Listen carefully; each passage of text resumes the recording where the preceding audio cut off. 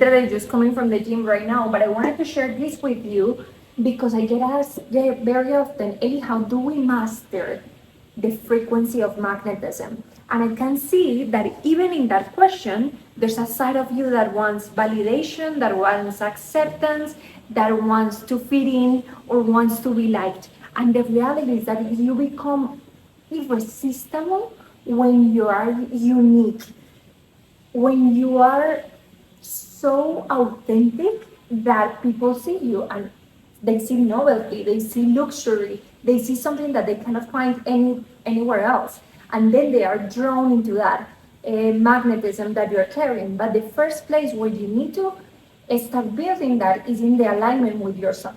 What does alignment mean? You are radically authentic.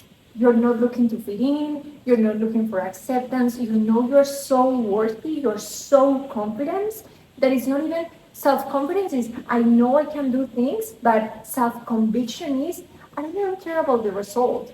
I know I'm worthy already, I know my value already, and it doesn't matter the result of the things that I'm doing. I want to do it because I respect myself enough to give myself the chance to be alive.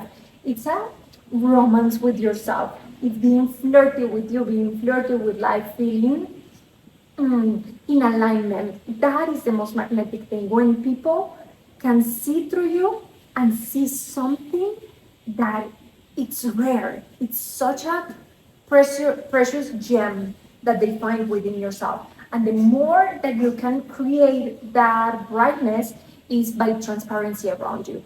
Intimacy means intimacy, and people can feel intimate with you even if they are in a physical distance from you because they can see the person that you are. People are very attracted to those that are rebels, those that are not trying to live in the terms of somebody else. And the way that we do that is the way that we find that alignment, and by alignment I mean the way in which I think, what I say, what I feel, and what I do is in the same line, is in the same place. If at any moment, if right now you're feeling misaligned, if right now you're feeling like there's not something fully connecting in your life, go and do that check. And what are my thoughts right now about this situation? But then what am I saying about this situation? How am I complaining? How am I describing it? But how do I truly feel about this situation? And then what am I doing in terms of that situation? When all of those things are aligned within yourself, that's when you have that full ownership of your uniqueness and you become magnetic. Now, you could tell me that magnetism is something physical, that there's someone that looks very good and that's why they are magnetic. That's totally fake. Haven't you seen people that they don't even look that good, but you don't know why you're very drawn to them? Now, magnetic people is normally people that take care of themselves because you can see, well, if this person carries themselves with so much value, that's what they transmit to the rest of the people. We're going to see how magnetism is created in all of our bodies. We have multiple bodies where energy is stored, and when one of them is misaligned, that's when we find resistance. That's when we cannot flow. And when all of them are in alignment, that's where we expand. I want you to understand magnetism as literal energy that pulls things within. And if your field is not in a state of clarity, in a state of flow where that energy can expand, nothing is going to be attracted to you. So how do we create that? First, we have the physical body. And in our physical body, we literally create a cocktail of hormones. What do I mean by that? Many times people say you meditate very often and you're going to be magnetic. To be honest with you, I don't feel that there's a person who's in mastery of themselves that is not connected with their physical body, because in this physical body we have the drivers of our actions, the drivers of the way in which we connect with life. So we have dopamine, we have oxytocin, we have serotonin, we have cortisol, we have endorphins, people think that we're very different than AI, but in reality, we are just the result of a cocktail of chemicals that are happening and interacting in our body. When you're feeling burnout, it's because you're combining your dopamine with cortisol, and that's how the majority of people live in the world. You're feeling like you have to do things because you're stressed. That cortisol is keeping you looking for danger around you all the time. And when you have to be protected, you have these huge walls around you that are not going to allow you to connect. It's like people cannot even come closer to you because you're in such a stress that there's no, if your body needs to take care of safety, there's no space for connection, for flow, for fun, for joy. And who would like to go closer to and stays like a war zone, right? The shift that we want to create is that we want to connect our dopamine, but we want to create that dopamine from a place of connection and from a place of joy. When you combine dopamine with serotonin and oxytocin, you feel like you want to do things. Literally, I was in the gym this morning in a salsa class, and now I came back home and I'm thinking I need to share this video because these ideas are fresh in my mind, and I cannot help myself but doing it. And you know how many people share with me, Ellie, I have been thinking of creating a video for years and I just cannot do it? Because they are doing it from a place of pressure, because they are doing it to reach a goal, to show something, to prove something. When we're acting from dopamine combined with oxytocin and serotonin, that's when we feel driven to do things from a place that it's irresistible. This morning, I woke up this morning at 4 a.m. I did an hour meditation where I connected so much with my heart, and obviously I had my serotonin in expansion, but then I went to the gym and I went to the salsa class where I had my oxytocin and my endorphins and obviously my dopamine and everything. This cocktail in the morning, you're going to see that our routine creates a way for us to download information and to feel aligned in the morning, and then we can share with others. But first is, I know I'm not going to the gym and I'm not waking up at 4 a.m. because this is something that I have to do and this is the routine. I'm doing it because I'm great. I love the human that I am. In reference to myself, those are the things that I do for me.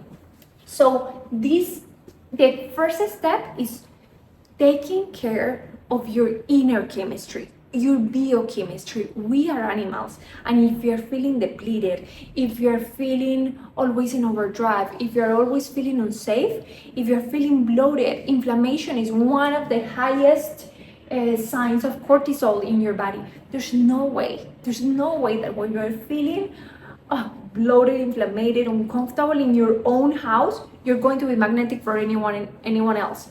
Then we have our emotional body. Here we have the Hawkins pyramid of consciousness. In that scale of consciousness, which I have another video about this, we have the emotions that are below 200 and the emotions above 200. What happens about each emotion has an electromagnetic field as well. The emotions that are above 200 are all the emotions that give you power. All the emotions below 200 are the emotions that keep you in force, keep you forcing things. 200 is neutrality. 200 is acceptance. Everything that you cannot accept, everything that you're fighting with. Down here we have grief, we have anger, we have resistance, we have unworthiness. All of these emotions that are below 200 are like an anchor that you're hugging and it's drowning you down. The moment in which you sit with those emotions, and this morning a friend asked me like, hey, what are the first steps to join your mentorship? And because I know her, I told her, hey, we're going to have a preparation in which you stop complaining. That would be the first step, because that is going to create a jump in your emotional body and in your frequency as well, which we're going to see. And then she asked me like, so people cannot complain in your mentorship? And I was thinking about it, and the reality is that no, we don't complain, because when you complain, you're not taking care of the emotions. Do we acknowledge that we are feeling pain? Of course. Do we acknowledge, I get angry all the time. I get frustrated as well. There are things that I don't find fair in the world, and that frustrates me. But I acknowledge it and I take care of it. I sat down, I do what I need to do. If I'm feeling pissed with something, I take care of my anger. I sit down, I meditate, I journal, I see what's happening to me, and I take ownership of that. I do not complain. That is the truth. I do not complain. Complaining is keeping that emotion in your mind and in your mouth so that you don't take care of it. So no, we don't complain here. Complaining is all the way down here. Why don't we complain? Because we live above 200. You complain about the things that you haven't accepted. And the things that you haven't accepted means that you're not learning from them. Above 200, we have a space for joy, a space for acceptance, a space for connection, a space for enlightenment. And down here, you're feeling first stagnant, and then you're feeling in overdrive. People that are working all the time and people that are exhausted all day, they are also below 200 because they are still forcing things. When we take care of our emotional body so that we go beyond 200, we enter flow state. Synchronicities start working out for you. You're feeling that you're doing less, but you're reaching out more. It is, it's a state of deliciousness to live up here. And it is in your ownership. It is in how you make sure you see your emotions as guests in your house. You receive them and you receive the lesson that it wants to teach you. We take care of this. So just as you take a shower every day and you go out and people will say, that's delicious. You look good, you smell good, you're looking fine. We take care of our emotions literally like an emotional shower. We sit with it. If you leave all these things inside of you trapped and you don't take care of it and you're just observing them, it's like you haven't taken a shower and you go out and nobody wants to be around you.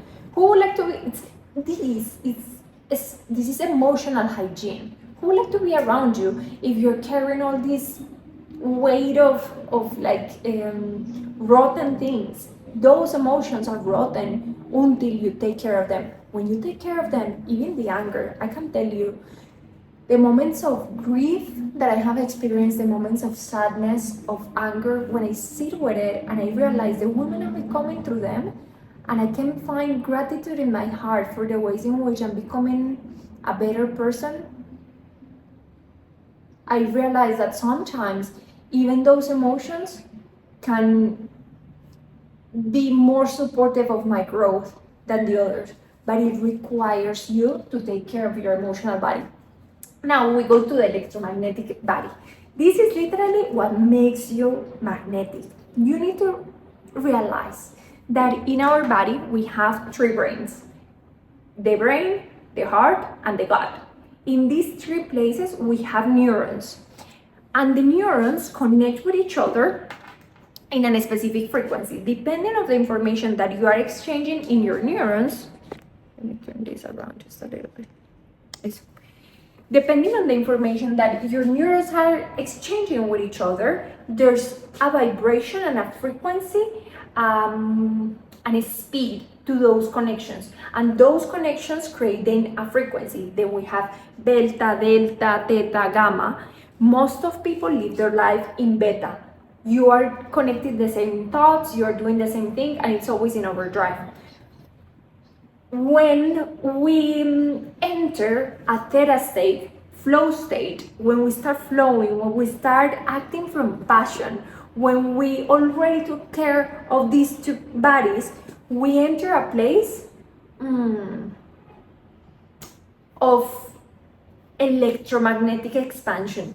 The biggest electromagnetic field that you have in your body is your heart. It's literally from the size of your hands. Expands beyond that.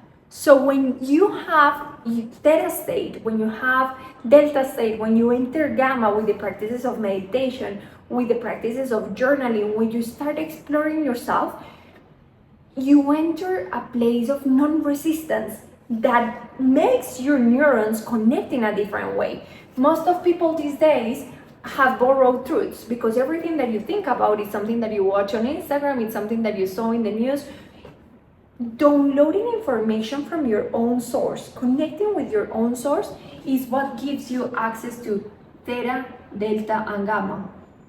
Alpha is the transition between beta and theta, and happens when you start shifting the way your thoughts are created. When you're in overdrive, when you're always worried about this thing, and I used to be the first one that I was so proud to say, I'm super busy, I don't have time for anything, I'm working so hard. When you change hard work for hard work, that's when you enter this state. And in this state, again, the vibration of your heart, having you feel people that they enter a room and you don't even know what they have, but there's something pulling you to them. There's something that makes you want to talk to that person, that wants you to have proximity to that person. The more often we enter these states, this is a daily thing. This isn't a non-negotiable thing.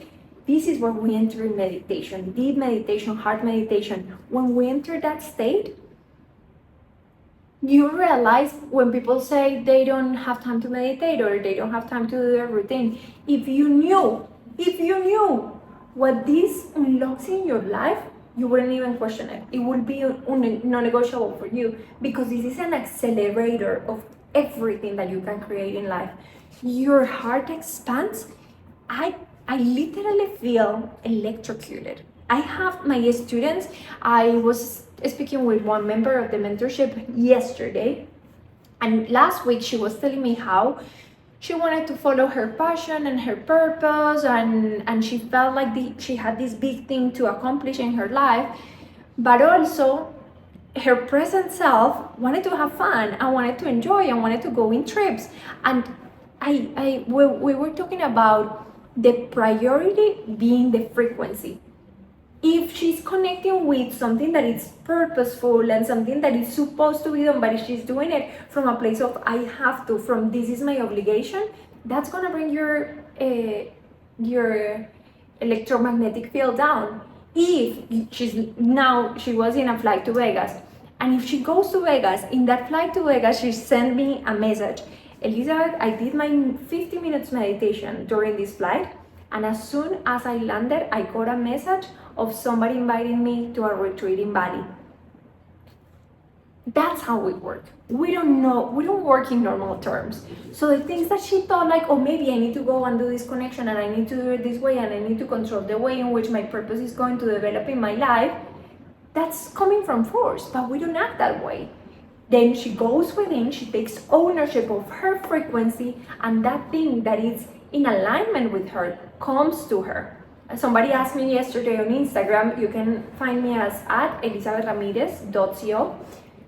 How do you control the energies around you? I don't control anything around me. I don't control anything. I know that's such an illusion. The one thing that I do is that I take such a full ownership of my own frequency that the things that are in alignment with that, they just come. And during my entire life, people have told me that I'm crazy and that's not the way that things work. But for me, I'm telling you, it's been the best thing that happened in my life. Prioritizing the frequency, it's another way of living, but it requires you opening your mind. And how do you do that? When you take care of your spiritual body, and your spiritual body is the acknowledgement. That's where we have our chakras and our energy centers. We have the root chakra, sacral, your center, the yellow one, the inner child. Then we have our heart, then we have throat, then we have the third eye, and then we have our crown. Solar plexus is the one in the middle. These centers are like the organs that we have here. These centers also take care of your energy moving around. And when you are only connected to the root, when you are in survival, when you're only acknowledging this three-dimensional existence that you have, that energy kind of move all the way to the crown. where you connect with that higher power, where you know that there's something working for you. And here you reach a level of magnetism because we reach also a level of detachment. Detachment is the most magnetic thing. Meeting someone without having an agenda. Going to places, doing the things that you enjoy doing, not because you want something out of it, but because you're becoming the person for which those things are natural. You're doing the things out of self-reverence and self-love. And you become unattached when you know that you don't need to force things, when you know that there's a higher power working for you, and you're in constant relationship with that higher power, where you know your health, when you have a certainty that cannot be explained with the mind. It's a certainty with which you walk, and you know, for me, every time that I travel, I say that I have my angels that go and do immigration for me, and it just works. I know it can be God, it can be the universe, it can be source, you can call it however you want. But having a spiritual relationship just gives you freedom, just gives you having a mystical experience. I cannot even describe it. I can just tell you how blissful it is to live life this way. It just shows you how all the things that you have been attached to have made you forgotten the divinity that is within you. You cannot live in a world that you think it's unfair, and a world where you don't see the magic and experience miracles. Every day I wake up and I used to pray, God, show me the miracles that are available for me today. And the way that this has shifted is that now I pray, God, show me how can I become a miracle for other people today. So it is coherence in your field, coherence in your body, coherence in your emotions, coherence in your frequency, and coherence with God that makes you magnetic. And the most beautiful thing is that you know that you're magnetic when you don't even care, when you don't even ask that question, because you are your best friend and you're choosing you every day. If you want to find out more information about the mentorship, this is what we do.